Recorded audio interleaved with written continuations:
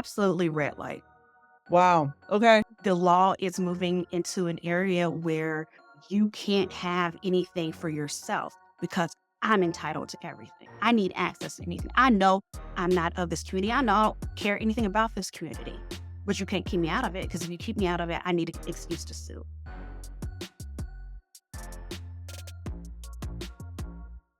All right. Welcome back to another mini episode of the ERG Movement Podcast, where here we are trying to set ERGs up for long term success. When I tell you all, I've been so excited for this conversation. I cannot emphasize it enough. I am honored to be joined today by Tiffany Thomas, and I'm actually going to let Tiffany give a little intro of herself. Hi, everybody. My name is Tiffany Thomas. My pronouns are she, her. I am an employment attorney. Next year will mark my 20th year of practice. And a big part of my practice has been advising employers and groups on their D&I related programs, including their employment resource groups. And because I'm a lawyer, I have to say a little disclaimer that I'm speaking on behalf of myself. I'm not speaking on behalf of my employer or any of the organizations with which I'm affiliated, but I'm just giving you my opinion. And if you are affiliated with an employee resource group, if you are in a corporation trying to figure out what to do, I would highly advise you to get the advice of counsel before doing anything. Okay, perfect. Excited to get started. Now, with this, I do have a number of questions that have been submitted by folks, really, when it comes to the legalities around ERGs.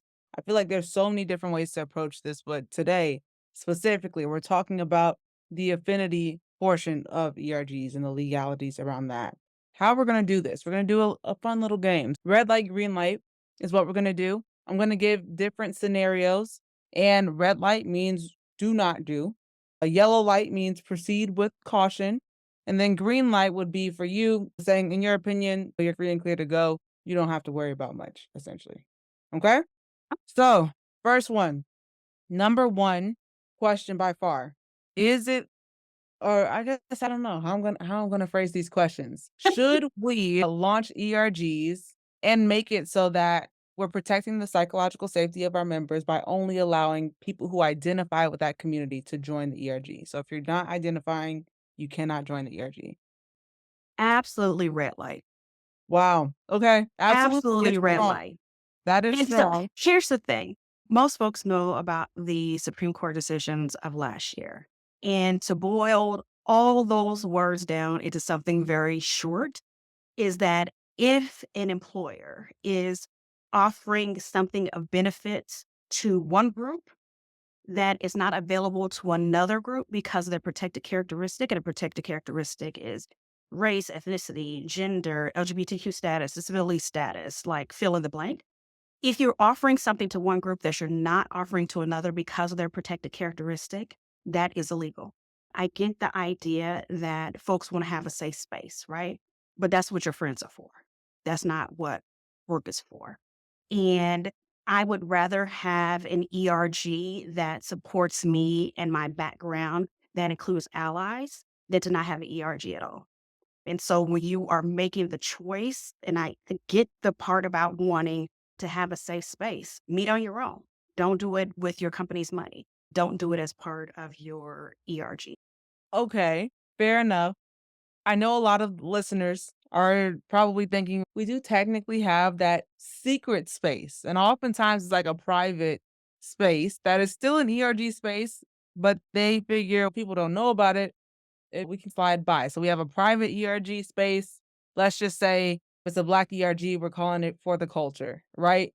And then we also have a public one. This is the one that employees typically know about. And when they join an ERG, they think that they're joining just by being in here. But let's say I'm not Black, I'm not going to get invited to for the culture.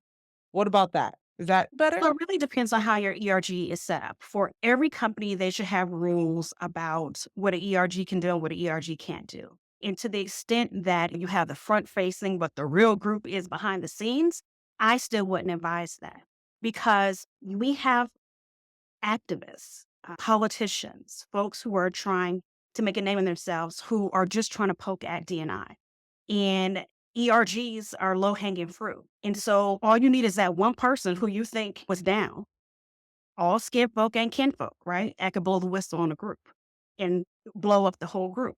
Mhm. Or I don't know if these groups are limited to certain levels, but to the extent that there is a manager and above in the group, managers under the law have an obligation to report violations of policy and violations of the law, right? So you may have that manager who will have to raise their hand. Or if there is a lawsuit and there's a discovery process, and discovery process is where someone says, "Here's our allegations. Give me all your documents related to to these allegations. Answer all these questions related to our allegations." Discovery is very broad, and one of the questions may be identify all of the groups that are exclusive based on a protected characteristic.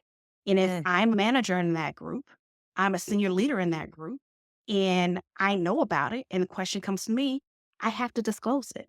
And you don't want your ERG to be the reason that your company's position in a lawsuit is made worse, because then you're messing it up for everybody. And That's so if deep. you're going to do these separate groups or whatever, do it as a friend group. Do it as the folks you have lunch with. Do it on your own time, but don't use ERG resources. Do not use the ERG name and do not use the ERG money. It should be completely separate. Mm. Okay, that's pretty deep. I didn't even think about it from that perspective, but I have heard that even on Slack in a private channel, companies still have that. Like they could technically still pull those conversations. So it's not like Absolutely. hidden. If you are using a company Slack channel, if you go anywhere and look at your company's policies related to the use of electronic communications or any of their property, that's their property. And in a lawsuit, they'll be compelled to look. If they are retaining the records for a certain amount of time for Slack, they can go in there and put in the search terms. And if your Slack comes up, that's going to be a problem. Even though it's your email account, even though it's your Slack or your fill in the blank channel, that channel belongs to the company to the extent it is on company property, their systems, hardware, anything.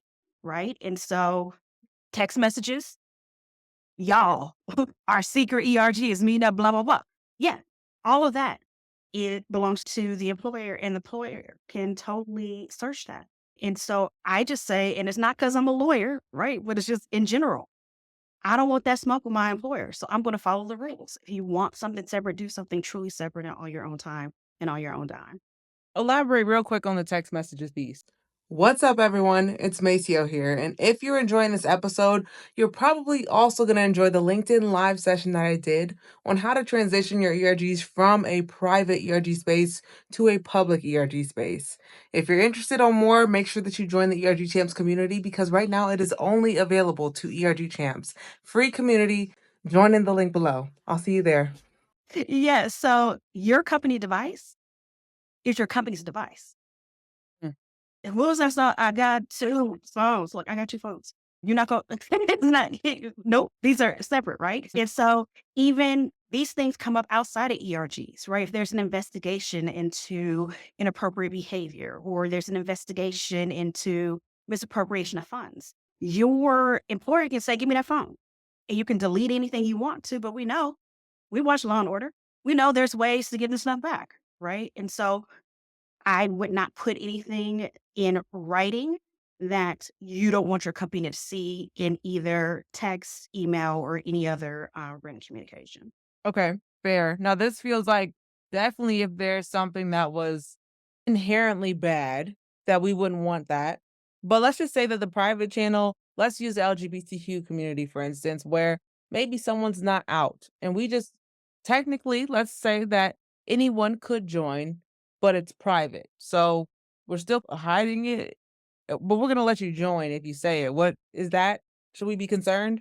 I would be concerned because there are people who are working overtime to roll back the rights of LGBTQ people. And that means infiltrating a group. Like folks have too much time on their hands, right? And especially with that community, you don't want to be out to people who aren't supportive. But this is the world that, we live in. And if you have true allies in that group, they'll give you your space. If you're talking about a specific topic and they're truly an ally, unless they're oblivious, which a lot of allies are, especially those who give themselves the designation. But Your allies should give you that space. And in that community, having privacy is so important. But I think you just have to protect those employees. Don't have folks outing themselves. I would ask for some team agreements at every meeting that everyone, this is not a place to joke about whether someone is out or should be out or anything, and set those team agreements. But it's very hard to have a private space because, again, the law is moving into an area where you can't have anything for yourself because I'm entitled to everything. I need access to anything. I know I'm not of this community. I know I don't care anything about this community, but you can't keep me out of it because if you keep me out of it, I need an excuse to sue. And we know the US is a historically litigious society and it doesn't take much for someone to file a lawsuit. This is serious stuff, I will say, and heavy feeling, but you did provide some actionable tips for folks on how they could hope to approach. And also, I guess to that point, it's not on the ERG, which is a company sponsored group, to really protect anyone's visible or invisible dimensions of diversity. That's what it comes down to, is what it sounds like. Yeah, back in the day, back in my day, an employer didn't want to know anything about you. We didn't want to know your gender, your race, your sexual orientation, if you had a disability, because you can't discriminate against someone on a basis that you don't know about, right? But times have changed. Folks are open. People are encouraged to bring their full selves into work. And so those things are often front and center. Look at my office, right? Like you can't get much blacker than that. And so things have changed, but that means we just have to change the way that we're engaging with each other and engaging with our companies. Wow. Okay. I want to be mindful of time. I only said I was going to take 15 minutes, but it seems like we're going to definitely need a part two, maybe a part three, because I have other questions for sure. But this is already an incredible start. Anything else that you want to say to people when it comes to, actually, let's stay just specifically on this topic. I want people to be left wanting more. What would be the green light, maybe I should say, when it comes to this scenario? The green light would be for me to ensure that eligibility requirements is not based on the primary focus of the group. You can't say a condition of membership is that you are a member of a certain group. I would say protect your peace by not being paranoid about folks infiltrating your group. But again, all skin folk ain't kinfolk. So the people you think that are there are supportive, they can have different motives. And so I would just remind everybody that when you're at work, right?